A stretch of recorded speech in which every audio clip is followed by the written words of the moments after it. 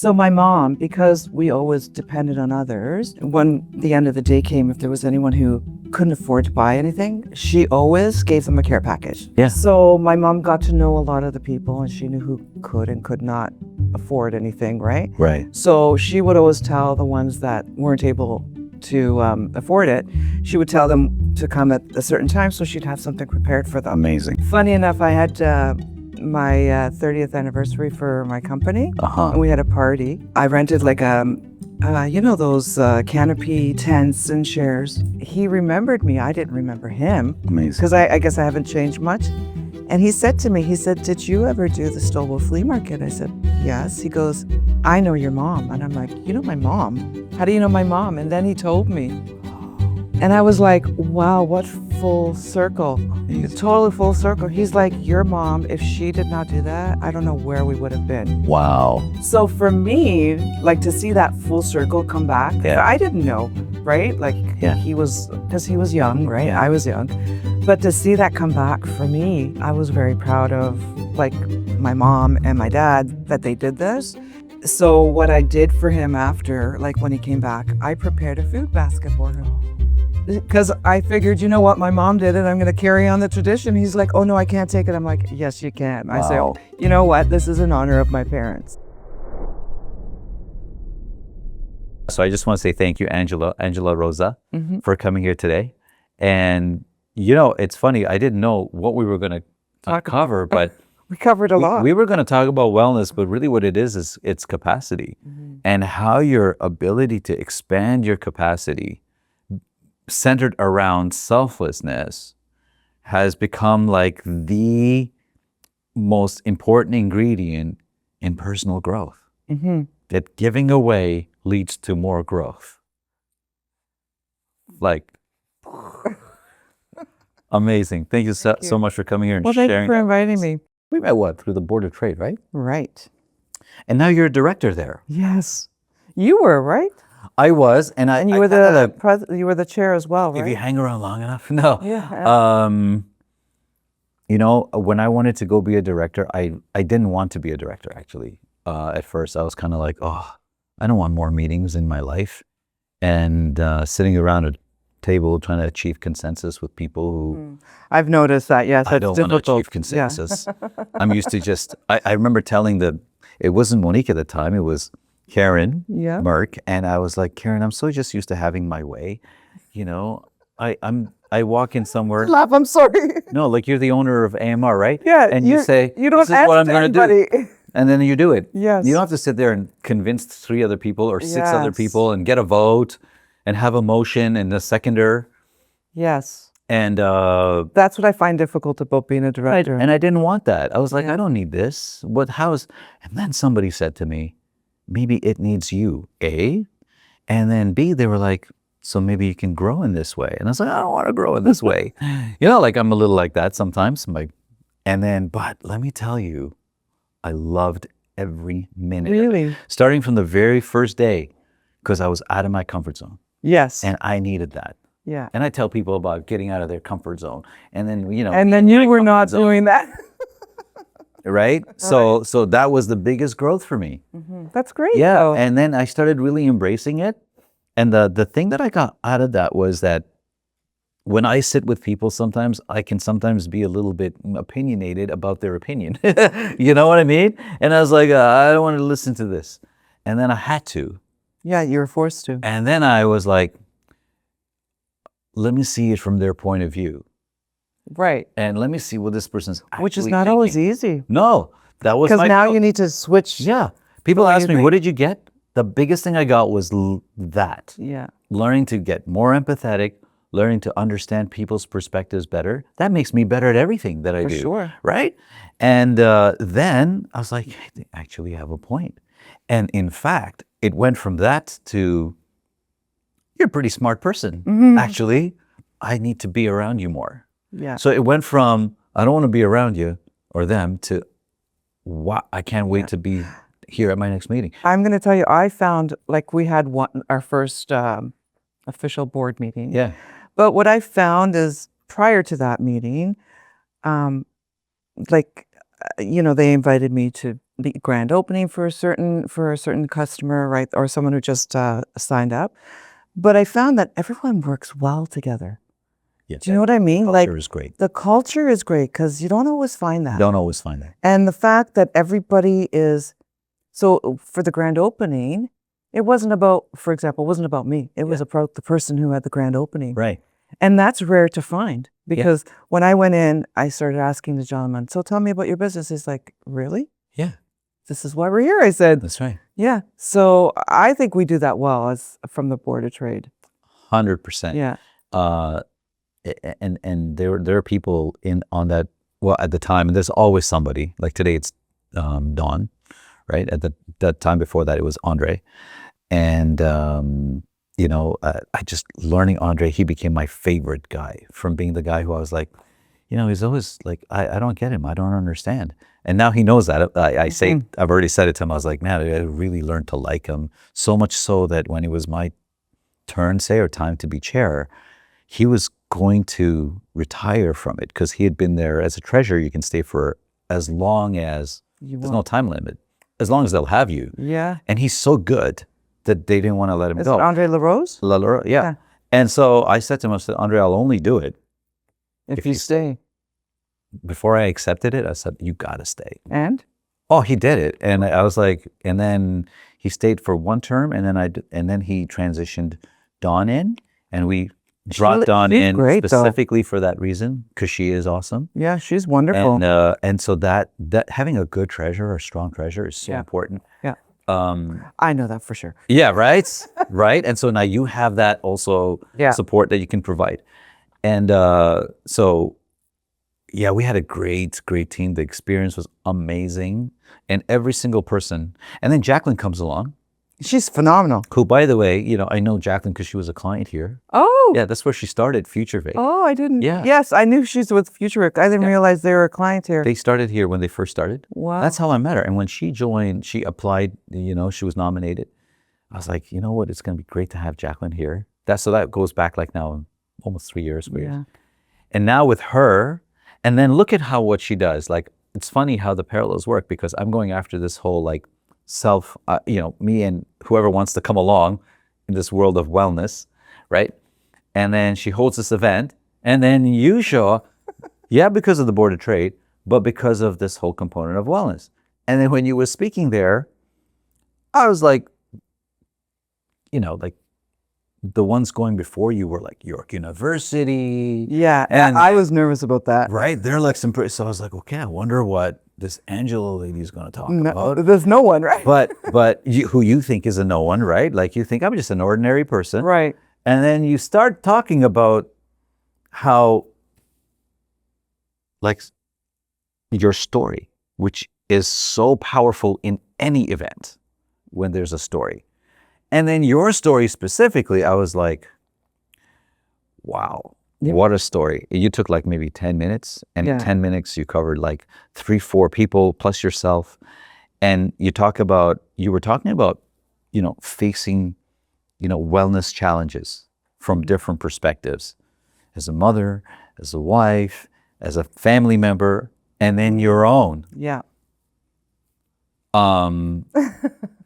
Short of wondering when your book is coming out, right? So I could definitely write a book with my life. You could write a number of books. You could, and I hope you do.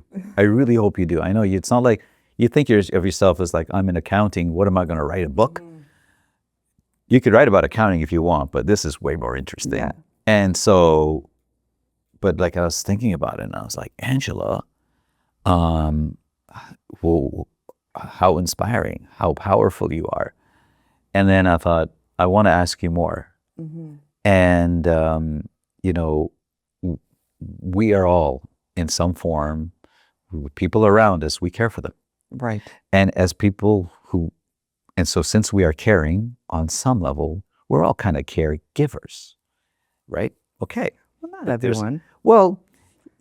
At some point in time, even the person who doesn't seem to care stops at a red light, right? Right. It's a form of care. But they're different degrees, let's just say. And, these people are close to home. So when they need our care, and there's always in families, I notice, people that are just outstanding, when it comes to care. People lean on them. And I imagine you're the one I'm people it. go to. Everyone in my family comes to me. You're the I'm it. you're the And caregiver. I'm the youngest of everyone. Of course. I'm the baby, Are but you? I'm the one who gets it all done. So how does that happen? Like, I mean, that's cool. When you say you're the baby, so I'm the youngest. okay. Are there like two of you, or is there one of you, or is this? I have one sibling. Okay. And she's 18 months older than me. Okay. But my parents are immigrants. So when my parents came here, of course, they didn't speak the language. They didn't. Where they come from? They're from Italy. Okay. So, they had nothing. Hmm. So my uncle took them in. And so we lived with, there was like 4 families all in one, under one roof. Yeah. So, at that point I hated it, right? I was like, oh my God, it's so crowded in here. How old were you when you came here?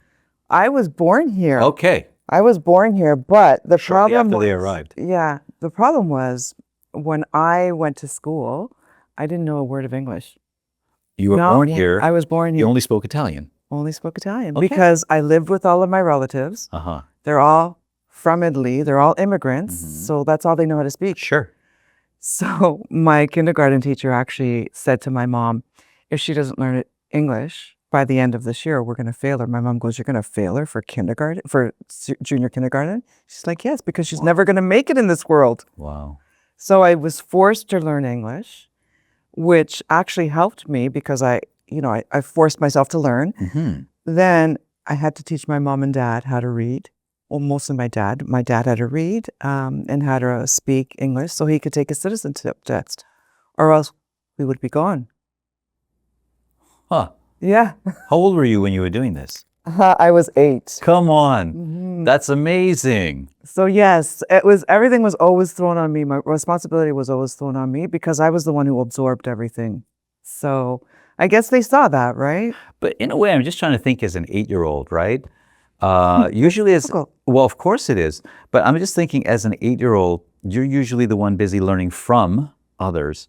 So to be a caregiver at 8 or a teacher at 8, Yeah. did it feel like, hey, when we're younger, we want to be older? Yeah. Did you No, feel I hated it. like I get to, no? It was tough, hated eh? it. You know what? Because like when I lived with because there were so many of us in one household, right? So because I was the youngest, even though everything was thrown on me, like I had the least of everything. So for me, Is that how it felt when you were 8, or is it when you look back on it? oh no, when I look back on it, but and that's still not- to this day, which is fine, right? Right. Because for me, now that's perfect because I don't need a lot, right? So when I was growing up, You know why you don't need a lot, right? why? Because you already have a lot. Yes. The one who's abundant, Yes. But anyway, so sorry, finish, go on. So at the end of the day, for me, when I was growing up in that environment, Yeah. like, food was scarce, like there was not a lot of room. So we always had to learn to take turns. And because I'm the youngest, they went by age, I was always the last. So whatever happened to be left over is what I got. Hand-me-downs, clothes, Yes. the whole thing. And in Whole the thing. car, you're the one who sits in the middle, Right. right? You don't get the window. Are you serious? Yes. Really? Oh, wow. So yeah, it was interesting. So at the time I hated it, but you know what? It taught me But you were compassion. doing things for your family. Yes. Like you knew you were doing it for them. And Yeah, that kind so of it's makes it, consequence, right? If my dad didn't get his citizenship, come on, you're 8. How do you know the importance of having a citizenship? because my parents always told me, like my parents never held back, right? Which I think is phenomenal. Right. So I felt the pressure of like, oh my God, if he doesn't learn English, if he doesn't pass this test, it's all on me. That's growing up fast. Yeah. So for me, I felt like I needed to get him to pass, right? So there was a lot of pressure. Really? Because usually at 8, kids needed to just watch. I mean, for me, it was He-Man or whatever. Yeah, I don't even remember it was on TV, to be honest, because I never had time for it. Wow. Yeah, so if it was like, it wasn't only my dad I was helping. So like, because of the fact that we had so little, all the family members helped each other, right? Yeah. So, Right. It's a culture. yeah. So in the same household, we all cooked, we all did laundry, so we all had chores, right? And then when, on the weekends, when the weekend came, we had to go to my uncle's farm and help my uncle with his farm. Wow. So it was like Wow. the summers were great for me because I would get like amazing, the farmer tans. Yeah, yeah. So when I went back to school, everybody's like, "Where did you go?" "Oh, I went away. I had a great summer." Oh, that's how you describe you're going away for a great summer, Because I working didn't on a want anybody farm. to know I was working on a farm. You were embarrassed back then, but now I'm not, right? Yeah, the lessons you pick up, Right. right? The learning that you do. Yeah. But at the same time, you don't get to be a kid, No. right? So we had to learn quickly. But as an immigrant child, you have no option. You have no option. So it seems like school is maybe the easier part. It was. Was it? Yeah. It really was. For me, it was. Well, if you're already a teacher, then when you go, it's easier for you to learn Yeah. also because you're like, hey, listen, I got to learn. And that's when you do your best learning when Yeah. you're teaching, right? Yeah. I mean, but there you were taking care of an extended family and your parents, and obviously he passed his test. Yes, he did. So you're getting these signs of like, hey, Right. I'm adding value here. Right. That Oh, must yeah, feel it's- good. Yes, absolutely. It does. It does. And you know what? It's taught me that it's not just, I did stress myself, right? And we all stress ourselves for something in our lives, right? But at the end of it was all done out of love and it was all done out of honor, right? Sure. Because my parents, I have the deepest respect for them, right? Of course. And they've given you so much. Right, exactly. And they've taught me a lot of lessons too, right? Like when they finally, started to do well, they started to have their own fruit and vegetable business at flea markets. So my mom, because we always depended on others, when the end of the day came, if there was anyone who couldn't afford to buy anything, she always gave them a care package. Always. So for me, You I've saw always that. seen that. So it's second nature for me, right? What was in the care package? Their food. Okay. They had food for the week. And funny enough, Wow. yeah, because They would just do it at the flea market? they sold at different flea markets, right? yeah. So my mom got to know a lot of the people and she knew who could and could not afford anything, right? Right. So she would always tell the ones that weren't able to afford it, she would tell them to come at a certain time so she'd have something prepared for them. Amazing. Yeah. Funny enough, I had my 30th anniversary for my company Uh-huh. and we had a party. And totally coincidental. I rented like those canopy tents and chairs. He remembered me. I didn't remember him Amazing. because I guess I haven't changed much. And he said to me, "Did you ever do the Stouffville flea market?" I said, "Yes." He goes, "I know your mom." And I'm like, "You know my mom? How do you know my mom?" And then he told me. And I was like, wow, what full circle. Amazing. Totally full circle. He's like, your mom, if she did not do that, I don't know where we would have been. Wow. So for me, like to see that full circle come back, because I didn't know, right? Like Yeah. because he was young, right? I was young. But to see that come back for me, I was very proud of like my mom and my dad that they did this. And so what I did for him after, like when he came back, I prepared a food basket for him.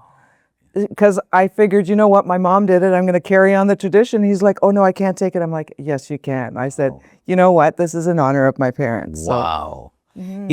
There's like a difference between reward and fulfillment. yeah. Yeah, you know? absolutely. Like the reward is the recognition, Mhm. but recognition is not fulfillment. No. There's fulfillment. Yes. And you felt that fulfillment 100%. that from your mother's Yeah. doing.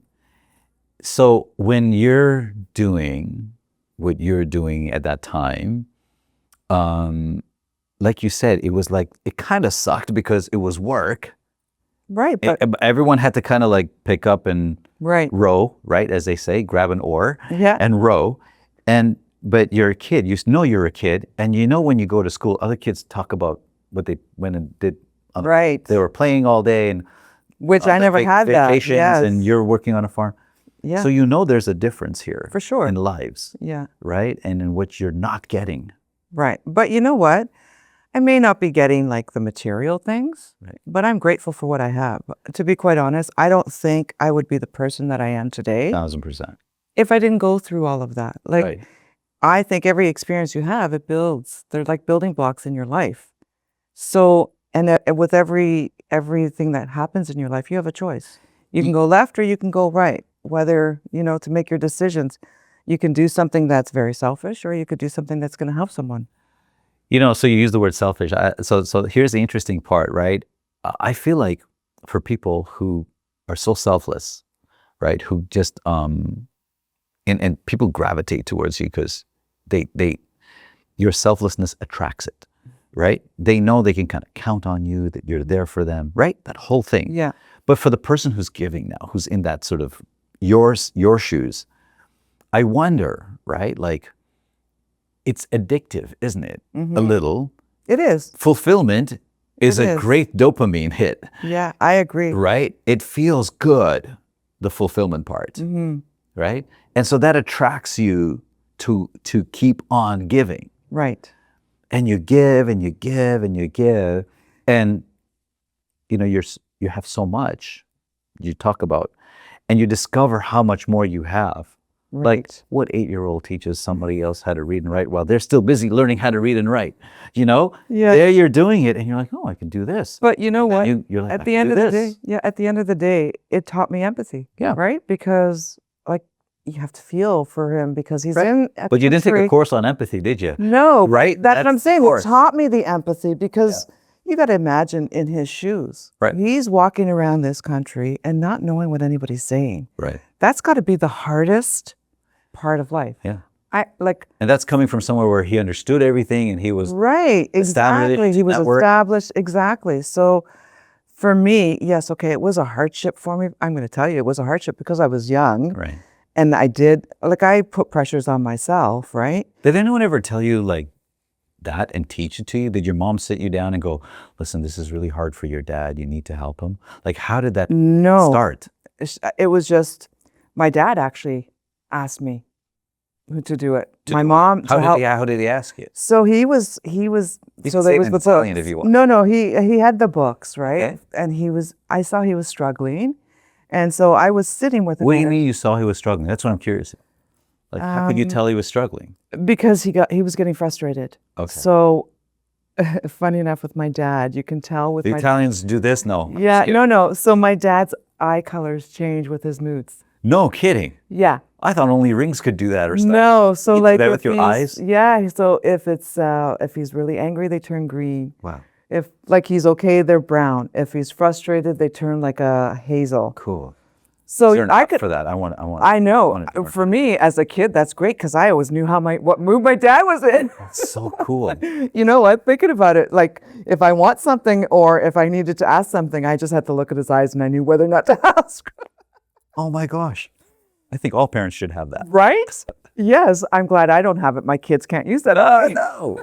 So you noticed he was frustrated. I saw he was frustrated, and then like not only from his eyes, but even his actions. He was agitated. He was not angry, but like huffing and puffing and whatever. But then an 8-year-old could go like, grumpy dad, grumpy mom. I'm going to go back to play. Yeah, no. He didn't do But that. I sat with him. Oh, and he came up to you like, No, I just sat with him Okay. because he was at the table, and I was like, "So what's going on, Dad?" huh? Start talking to him because him and I are very close. We Okay. do this type of thing. We have Okay. like breakfast together Okay. all the time, right? Or we have conversations. So for me, that was nothing. So even when he's frustrated, you're in a safe space. Right. You- Exactly. That's So I'm like, "What's awesome. happening?" And he's like, You're 8 years old at this time. "Yeah." Okay. And so I was like, "What's going on?" He's like, "I just don't like this book." That's all he said. He wasn't saying he wasn't getting it. Yeah. And so from that, I was like, okay, let me take a look at it, right? So I started helping him with the reading and like doing the phonetic Okay. because in Italian, there's no phonetic. Mm. There's certain dialects and it depends on the word, depending on from where you're from, but there's no phonetics, right? So I started doing the phonetics and he had no idea what I was doing. So he's like, okay, I need you to teach me. So that's how it happened. I said, okay, Dad. I said, so this is when I do my homework because, I still have to go to bed at a certain time for school. Wow.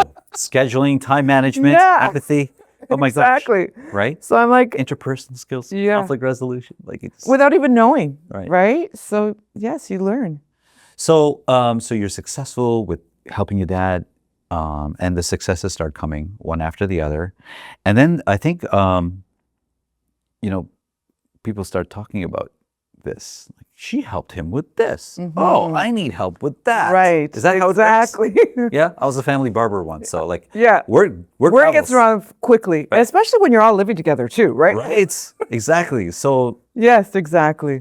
what are they asking you to help with? I mean, obviously there's your chores and stuff. What's like one thing that stood out to you that you were like, okay, I don't know how to do this, guys, and okay, let me So- figure it out. Was there stuff like that? Yeah. So, for example, I do accounting, as you know. Yeah. So as I'm growing, I'm very good with numbers, but I didn't know I was going to become an accountant. Right. I really had no idea, right? So everybody was always asking me, okay, how did you figure that out with the homework, right? So for me, it was second nature. I would help. And still to this day, I'll have my cousins call me and they're like, okay, so I got to renew my mortgage. What do I do? Right. Or how do you do this with the taxes? What am I doing? So, you know. Were there things that were more particular fun for you to help with? I guess numbers and stuff like that. You know what? I didn't look at it as fun or anything. I just did it, right? For me, it was second nature because we helped each other. So you go through life doing this stuff for help, but then as you kind of get now to another point, there's some really difficult thing that people need help with. And it has to do with their health. Yeah. That's really tough because health, it's like you're studying numbers, and health is like to do with like, and so much is unknown. Correct. Causes, symptoms, you know, managing, curing, Yep. you know, all of these things, which is not your, you know. No, but I area had of to learn it pretty quickly. Really? Yeah. And it's interesting because not too long ago, my mother-in-law had a little bit of like she blacked out. So she was found on the street. So we went to the hospital, of course, when we found out. And the doctors actually asked me if I was in the medical field because I was asking all the appropriate questions because I done it for so many of my family members, right? Right. And I was like, nope, not at all. They're like, how do you know about what this drug is? And it's like, because so I told them I'm a caregiver for my dad. I'm a caregiver for my mom. I was for my uncle. So you get to learn pretty quickly. So, is there like a nomination process in your family, or there's just like you? No, as it's the just an default? automatic. Yeah, they call me like, okay, this is what we need. Yeah, amazing. Yeah. And you answer the call, you show up, and you do it. Without hesitation. Well, of course, like, but that's what I'm trying to. That's what I'm noticing is that for you, it's the fulfillment in doing it, right? It's stressful, let me tell you. You obviously don't do it for the stress. No, but you know what? At the end of the day, like, I realize that, you know, when I say all of my uncles and whatever, if we didn't band together when I was younger, who knows what kind of a life I would have had, right? So for me, this is all I can do for them. Like, It's a lot, actually. but it's not a lot because think about it. They supplied me with food. They gave me shelter. They gave me like life, right? Right. Basically, Right. like the essence of life with everything because we could have been on the street, right? So for me, this is not a lot. You know, it's I like how you put it, and you're not saying it's not a lot because you're minimizing the value of it. You're just seeing it as like it's just part of the puzzle that makes family, or the Right. puzzle that makes community, Right. or the part of the puzzle that makes humanity. Right. It's a part of the puzzle. The whole thing is really worth something. Right. So I get that in that sense how you're putting it. You know, it's like, do you ever get the feeling though as a caregiver? And this is something I'm just curious about because you do so much that it's not enough. You need to do more. Yeah. Does it ever happen to you? Yeah. Really? So I was very guilt-ridden for my uncle. So he had 4 different kinds of cancer. Really? Wow. So basically I was all he had, right? So I was his caregiver. I was his financial POA. I was his medical POA. I made every life decision for him. So some of the decisions I made were not very good decisions for him. For example, he used to live with my mom for a while, and then he was living with me for a while. And then, you know, he decided he wanted to go on his own. But I didn't think him going on his own would be a detriment to him. I thought, oh, this is great, right? Because he wants it. Right. Right. So I helped him, my family, my daughter helped him find a place to rent. But I should have thought, this isn't going to work because he's 65 years old If he wasn't living with my mom, he was living with me. So he always had someone. So when he was living with me, I did his laundry, I did his meals. I took care of him, right? So then he went out on his own and he had no idea what to do. And I didn't realize that. So for me, I always look back, and now he's passed away, so I can't apologize for that. The woman in which who he was renting from ended up forging his signature, took his pension. So by the time I found out, it was a few months later, right? Because, you know, but I should have been on that faster, right? But I wasn't. So then I took him out of that situation. She almost killed him because what she did is my uncle never drank in his life. He never had a drop of alcohol. So he was taking An medication. Italian who didn't drink wine. He drank nothing. Wow. Rare, right? Mm-hmm. So she got him a glass of scotch and she mixed his pills with it. My God. Yeah, because I found out about the pension. So she saw I was going to stop it. So he had a really bad effect, obviously. And they had found him, like she kicked him out of the house after he had all these items in his system. So she almost killed him. So for me, I have a lot of So you're carrying that. grief, not grief, but guilt, because honestly, I should have known better. But how do you know that's going to happen? But still, for me, I should have known better. Well, you've got such a good track record, right? When you help someone, Yeah. that sometimes when something doesn't go as foreseen, Right. and it's somewhat unforeseeable. Because I have a lot of then- trust in people, and that's my problem. So for me, I had trust that she would do the right thing. She's a landlord. Right. She wouldn't be involved in his life. She should not have been involved in his life. Because you're a caregiver, you figure. Right.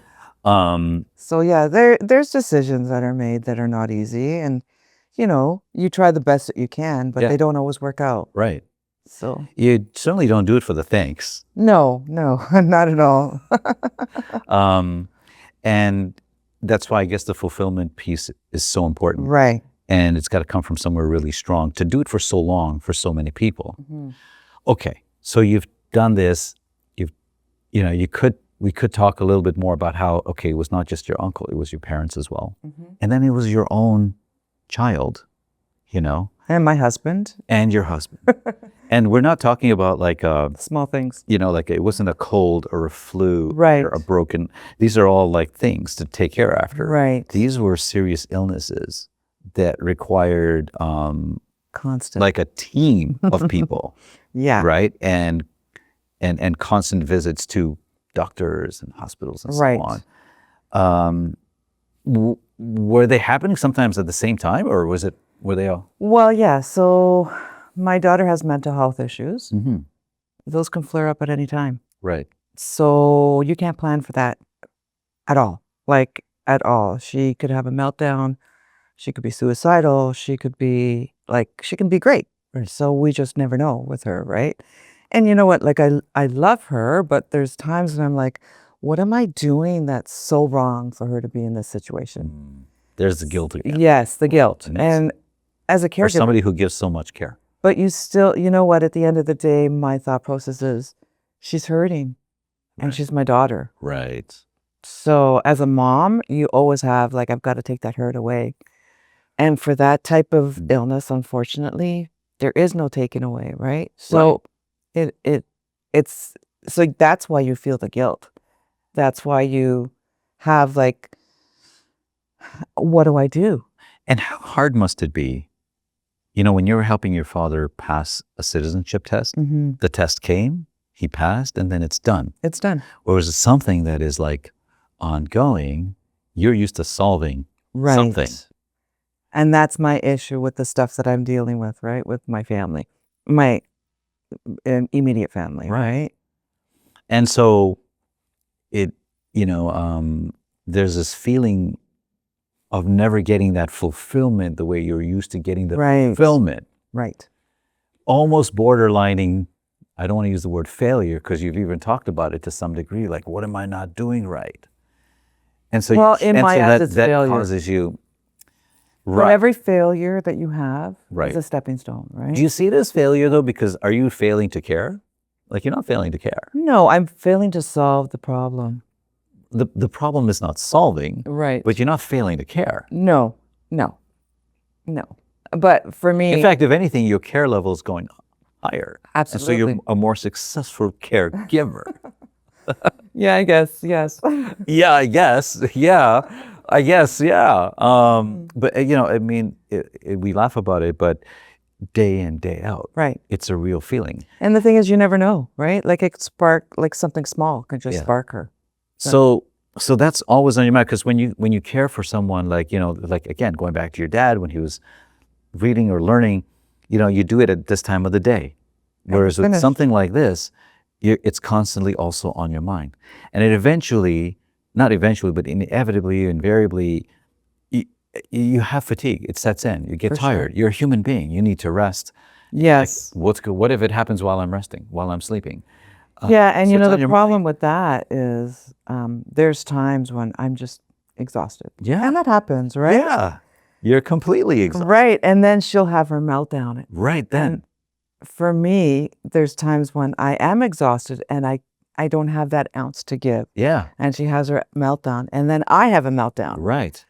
And so the hard part is recognizing that later. How do you, now having gone through that, it doesn't happen once. You don't get it right the first time. You don't get it right sometimes right after 3 in a row that you did well on. Right. But you never know when it's going to be right or wrong. How do you walk through that? Because right, like there are times where you've done better, and there are times where you look in and it's like, oh, I didn't do my best. But times that you did all right. What's a good way of walking through that? Explain that. I can't imagine. Because when I'm tired, I'm like, guys, I'm out. I'm taking a nap. Yeah. I just check out. You can't check out. No. So how did you? I'm going to be honest, I don't know. You're doing it. Yeah, it just because I know I have to do it. Not that I have to because I don't want to do it. What are your steps? Like, so what do you say to yourself? At the end of the day, like if I check out, so to speak, right, then that's going to be worse for her. Right. So I can't check out. So what do you like? So what I do is, yes, there's times when I'm exhausted and I can't do it, but I have a great support system too. Sure. So my husband will pick up on it, or my son will pick up on it, and so we've already. And it's awful to say, like, my son has seen her blowouts. Right. He's had to learn, like I had to learn to deal with it. Right. Right. So he already knows. And he'll be growing from that. Right. Right. But he already knows when, God forbid, I pass away or my husband passes away, when we're both gone, she's going to be his responsibility. Right. So he knows that already. Unfortunately, it's not only her. Right. He knows, like, the grandparents are his responsibility. Because we all help each other out, right? Because it's not only me who does everything. Of course. So, like, if I can't get to my dad, for example, because my dad's got Alzheimer's, because I'm going to be dealing with my husband or something else, right? My son is there in a heartbeat. Wow. And I feel bad for him because, he lost a serious relationship over it because she couldn't understand. Right. Like, why are you running to your grandparents, right? So I do feel bad for him, but in his mind, he knows these are my responsibilities. I can't give them up, right? That's a great human being you've raised there. Oh, thank you. 2 great human beings. Thank you. But even my daughter, when she's not having her tantrums, or I call them tantrums, but they're not tantrums. Right. But when she's not in her hard place, right, she's great. Like, she'll run to they'll go and they'll visit their grandparents every week. There's not a lot of kids that will do that, right? Whether they're having good days or bad days, they're still there. So you've created this culture of everybody caring for each other. It comes somewhat organically, somewhat by necessity, right? You're inventing here and there, you're creating. Now, then comes you. And, with everybody else, you still, it's still a choice whether you want to help anybody else. Correct. So it's a choice there. Right. But now it's you. And you're so used to helping everyone, caring out for others. Right. And now what happens with you? So for me, I found out about 5 years ago that I had 2 different tumors. and I won the lottery. I'm the first person in Canada to have them, which is a wonderful lottery to get, right? Not the lottery you want. Thank God. Because you already did the 8-year-old citizenship teaching thing. Right. Come on, you need a challenge. Right. God was pushing me and testing my limits even more, right? So they had said to me, the previous person that had it, his tumors, this type of tumor, were cancerous. So he didn't make it. My tumors are not cancerous, thank God. But they act like cancer. So for me, it eats away at my body. So the first thing it eats away at is muscle. So they said to me, within 5 years, probably before that, you'll be in a wheelchair. And I was like, no, I'm not. They're 5 like, years ago, they said they this. said this 5 years ago. I'm like, no, I'm not. They're like, yes, you will be. Wow. And I'm like, no, you need to tell me what I need to do. Hmm. Like, basically, you're a doctor, right? Tell me what I need to do. Right. So I followed the regiment of what they asked me to do, and I did it diligently. Even though I wasn't feeling well, I didn't care. I just did what I needed to do. So, it's funny going to, because I get injections I used to get it every week, but now I get them every 2 weeks. Wow. And the specialist that sees me, he's like, you're my poster child. He said, because at the end of the day, when I told you were going to be in a wheelchair, you told me you wouldn't be, and you're not. And I used to be on 13 pills a day.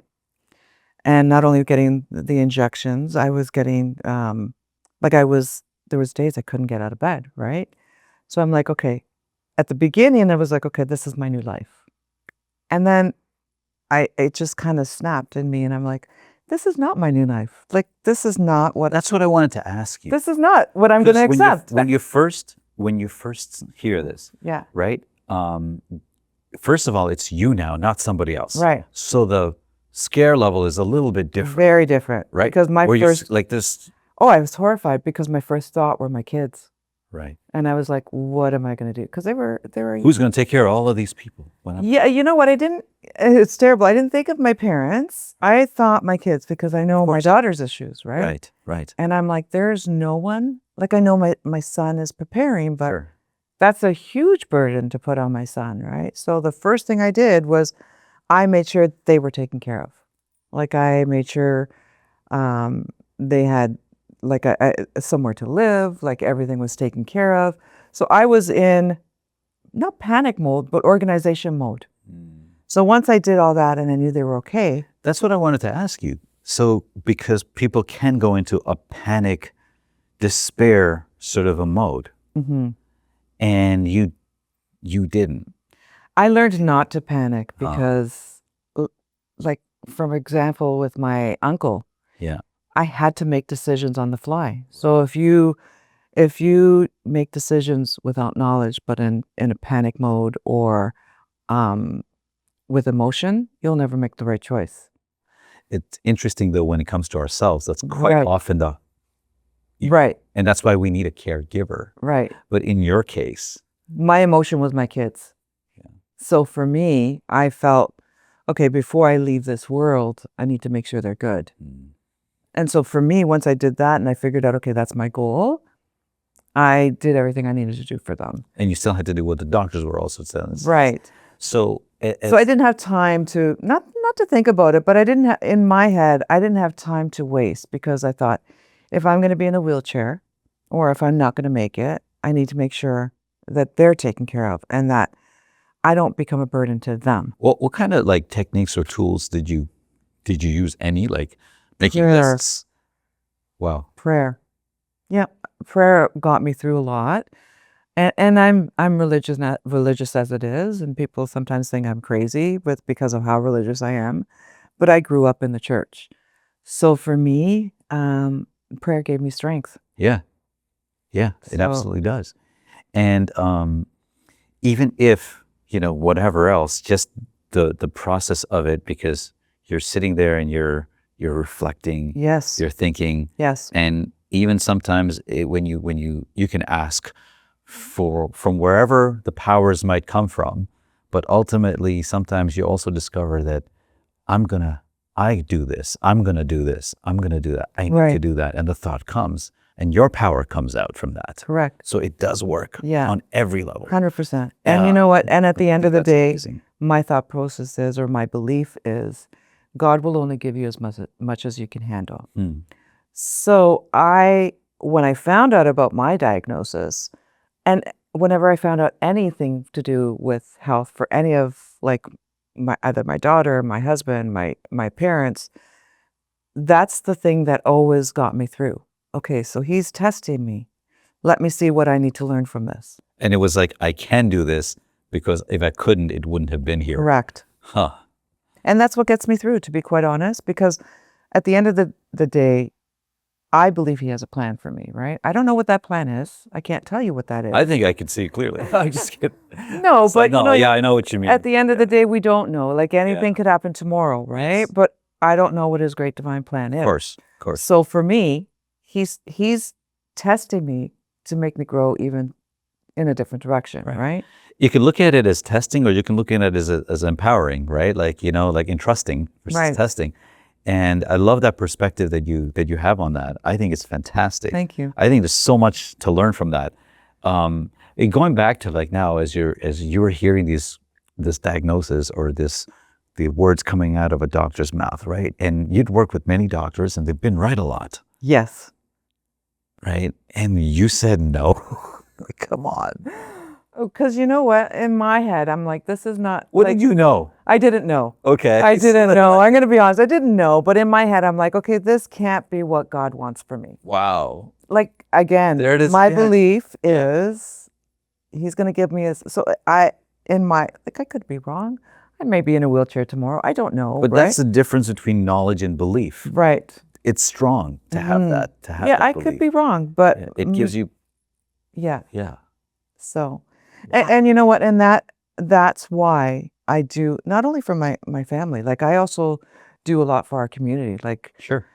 and I've not only, like, for example, we do about 8 years ago we started toy drives for the community for kids that have nothing.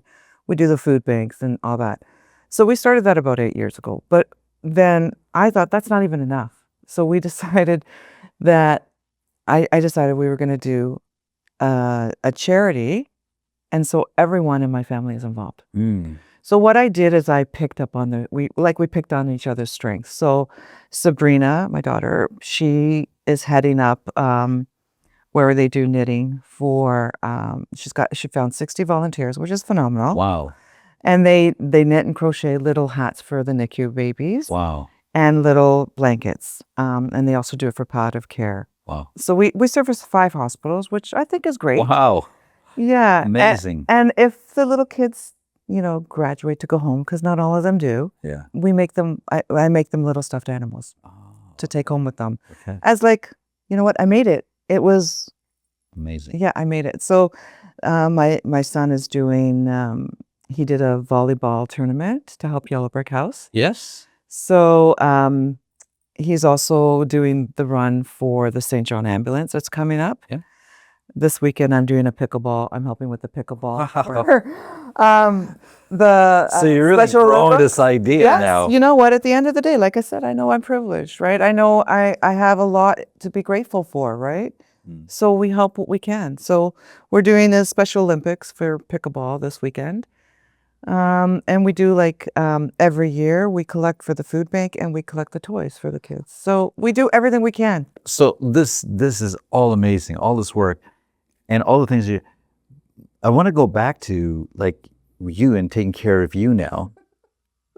Because, like after you say to yourself, I'm not going to be there in 5 years. It's 5 years worth of work. We just skipped for a second. Yeah. And along that way, did you have moments where you felt like, oh my God, I'm wrong? Maybe Yes. he's right. Yes. Did you have that I consider them like fall downs, right? Or Yes. moments of doubt? Yes.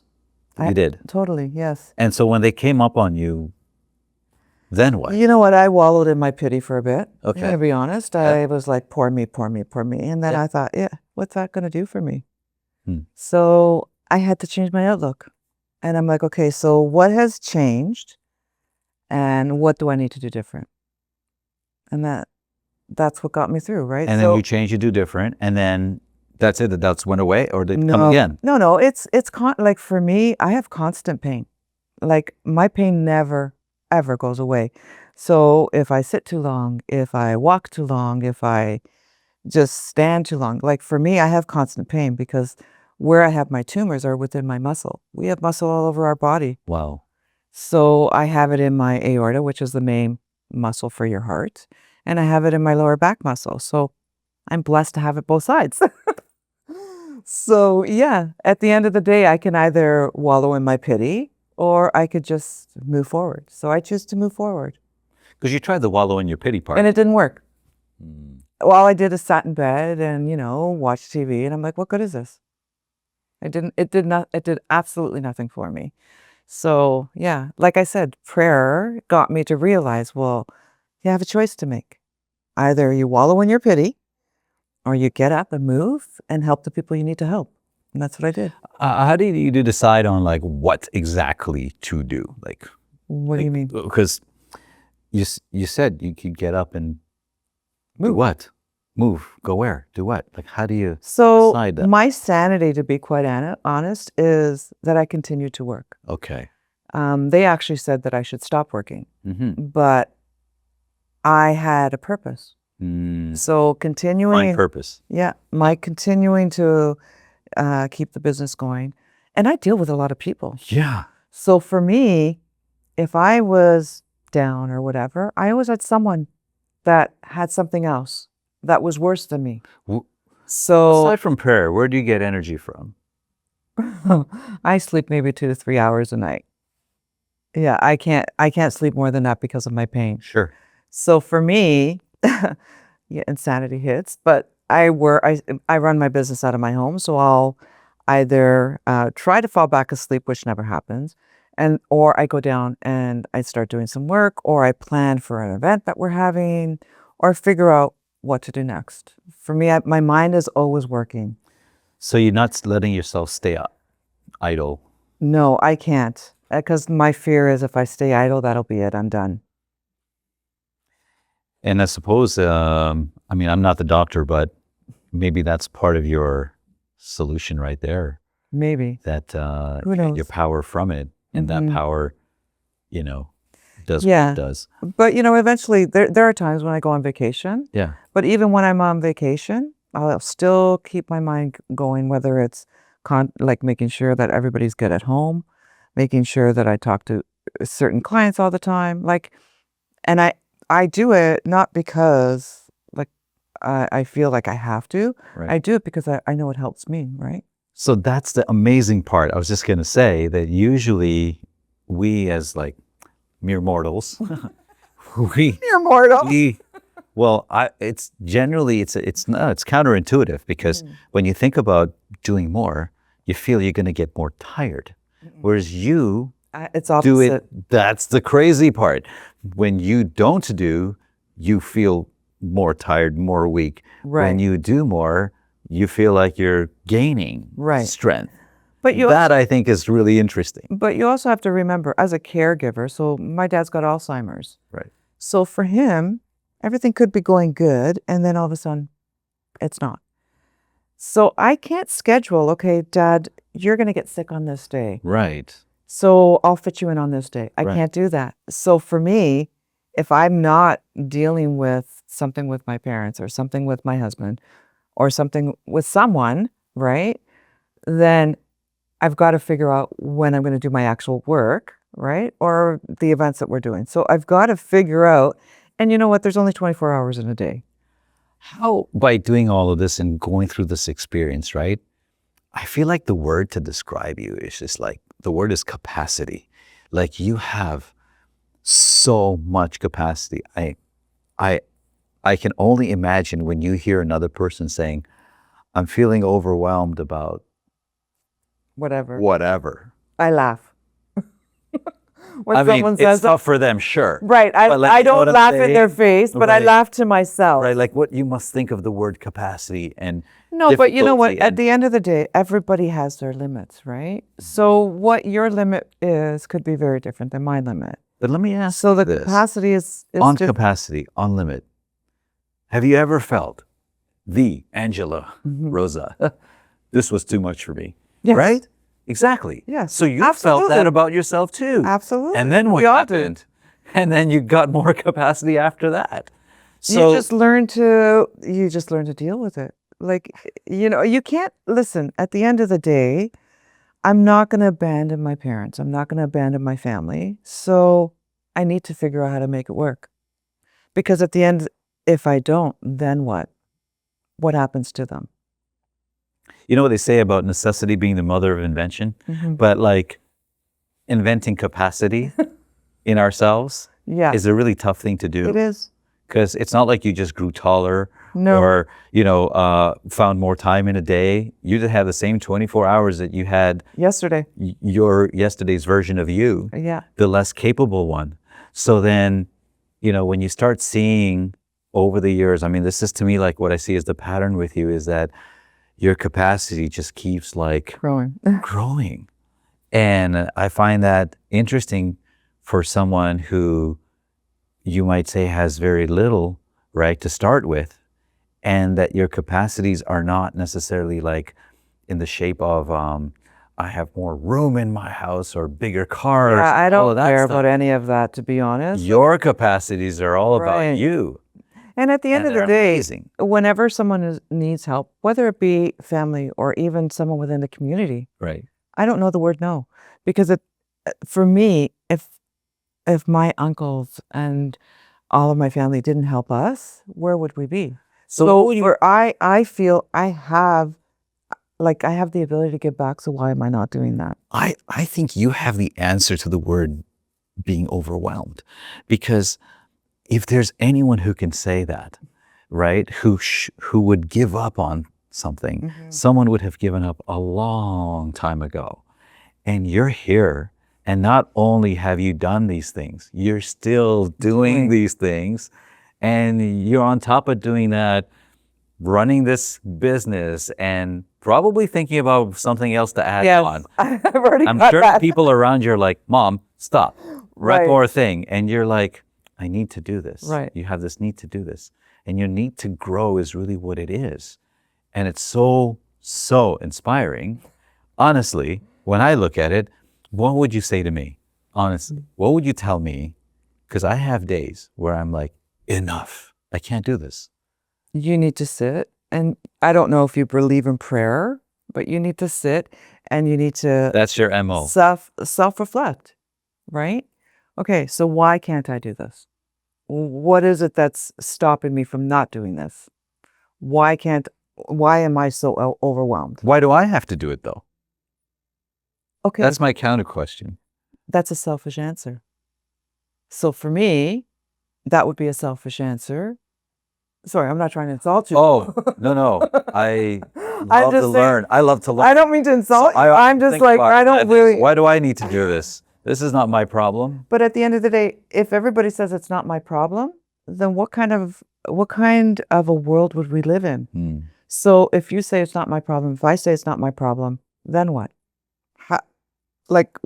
Our world would be horrible because no one would care about anyone. Yes, I know. Hence the answer. I love it. Honestly, I think that's, I couldn't agree with you more. Easier said though, 100%. right? Anything it's is because- easier said. And because it's so hard, I think that's why we sometimes are like, I can't, or it's not worth it. But every time that happens in your life, there's a choice to make, right? So you make the choice of, okay, I'm going to give up, or no, I'm going to do this. So if you decide to give up, you're building something in you. Okay, you're a weaker person because you've decided to give up. If you're going to, okay, put it all past you and say, okay, I can do this, it's a building block with your character. So you don't know what that building block is going to do for you down the line. It may teach you leadership. It may teach you empathy. It may teach you, I don't know what the situation is, but there's always something to learn from that situation. But either way, whether you say I'm going to give up or whether or not you're going to move forward, right? Would you say all of those things in your past, from your dad to your uncle to your daughter, Do you think that they prepared you for then what you were to face ultimately yourself? 100%. And that Because you I came think, out of that defying the 5-year odds because of everything else that you had picked up? right. I'm not Is that your, saying were that these your my, building blocks? you know what, Like, my thing is, I learned a lot from all of my experiences. And I figure if you don't learn something every day, it's a wasted day. 100%. It really is, because we're here for a certain amount of time. So within that time, what are you going to learn from your experiences, and what are you going to do with those experiences to make your life better and someone else's life better? Because at the end, someone can be suffering in silence and they don't know. But if they see that you're going through whatever it is you're going through, and then you make it through, well, maybe they might learn something from you, right? So, is the degree of happiness, fulfillment that you get out of taking care of yourself the same? Or how would you relate it to taking care of yourself and others? How close is it? so I don't feel that Like, you're I an do the accountant too. best. So Yeah. can you even put this in numbers? Yeah, I don't feel that I do the best for myself. I always put myself last. Right. So for me, my parents come first, my family, like my, But when you've had to take care of yourself, you have to take care of yourself. yeah. And But there's times I've put off taking care of myself because my parents needed me, or my daughter or my family needed me, or until the doctors tell you, yeah. now you have no Yeah, choice. exactly. Yes. Life or whatever you want Whatever, to call it. yes. But I find that I'm harder on myself, and I'm less, because I have more empathy for others, right? So for me, I think I learned that from my parents, right? So they've taught me to be caring towards others. And if I do that towards myself, I know it's not selfishness, but it feels like selfishness because I'm not taking care of someone else. So I do what I can for myself, and then I let it go, and then I know I have to start back. So I see from my trend of how, if it gets to the point where I can't walk, I'm like, okay, I need to start stopping and looking out for me. But there's times I've given up my treatment because I've had to bring my dad to the hospital, or bring my mom to a doctor's appointment or something, right? Go to a hospital appointment for my husband, who's been rushed into the hospital. So there's always something, right? And I've given up my appointments because I put me second. I just feel like for a lot of us, when we come down to like the feeling of feeling good, it's like the opposite. We give ourselves the max and give away the minimum. Whereas what you do is you give yourself the minimum and you give away the maximum, and you feel best about that. Yeah. Amazing. Really? Think about it, right? Maybe it's normal. I don't know. I know. That's why I want to. That's what I love about it. And you're calling it normal on top of that, and on top of that, you say there's more you could be doing. Right. I don't feel that I do enough for our community, to be honest. Like, honestly, I just feel that there's a lot of people out there. There's a lot of need, no doubt. Right. There's a lot to be and done. especially since and until COVID. it's not all done, Yeah. Since COVID, I saw that more people have a need, right? So that's why I feel like I need to give back more. So. Well, Angela, I'm only meeting you at this point, but I gotta say, I'm just so inspired by how much you do, and how you manage, like how you navigate the idea of selflessness, and how you use it for you as a growth, and how selflessness to you is growing. Right. And how much more your capacity, you've proven. This is not like you think. You've done these things. And clearly your capacity is so great that you're able to fit in all of these people and just keep on widening the umbrella, net, so to speak. that you're able to kind of like support all these people with. I think that's amazing. It speaks like it's just replay what we're just doing here, and there's your book. Honestly, like some people can write about it theoretically, but you can write about it like practically. Right. You know, it's amazing. So thank you so much for just coming here today and just like shedding light on it and how you've done it. Well, thank you for And inviting. congratulations on all of your success. Thank you.